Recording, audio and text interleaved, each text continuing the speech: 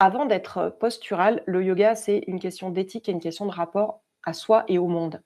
D'abord, un rapport au monde et ça s'appelle les yamas et les niyamas. Alors je vais aller très, très vite, mais les yamas, le premier c'est ahimsa, la non-violence.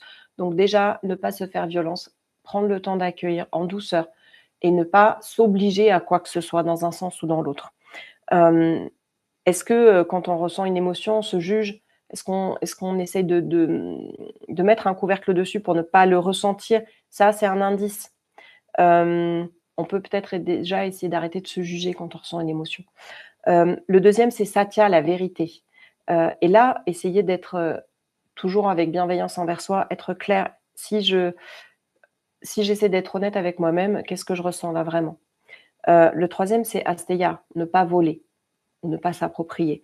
Et ça, qu'est-ce que je m'empêche de vivre, quand je m'empêche de vivre une émotion ou quand je la vis, trop fort? J'aime pas trop ou pas assez, c'est un jugement, mais voilà.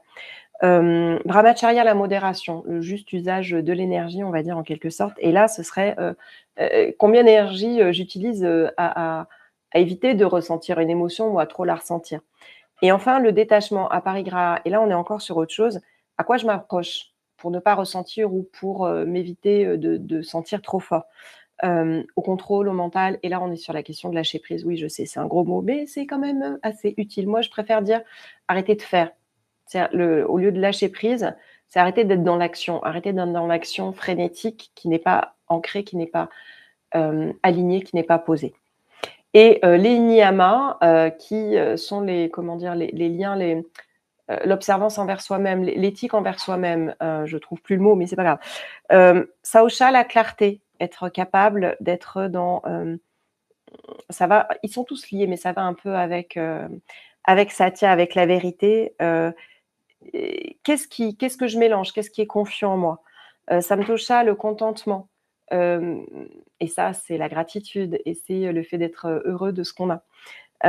C'est pas je suis contente de tout, non, c'est pas un truc de béni oui-oui, c'est simplement être capable d'être en conscience, en gratitude de ce qu'il y a et d'être capable de voir les choses de façon positive. Ça, c'est hyper important. Tapas, la discipline tous les jours un petit peu, alors toujours à INSA, hein, sans violence, mais quel petit engagement je peux tenir, quand les choses montent, quand l'émotion monte? Qu'est-ce que je peux mettre en place? Hem, Svadhyaya, l'étude de soi, du soi avec un grand S. Donc qu'est-ce que cette émotion aussi essaye de protéger? Et ça, c'est un grand travail aussi en somatique. Qu'est-ce que l'émotion essaye de protéger? Pourquoi est-ce que j'ai cette émotion? Hem, là, c'est très puissant parce que ça transforme la peur en information et ça, c'est une boussole après, c'est extraordinaire. Ça vous éclaire, ça vous guide dans tous les moments de votre vie.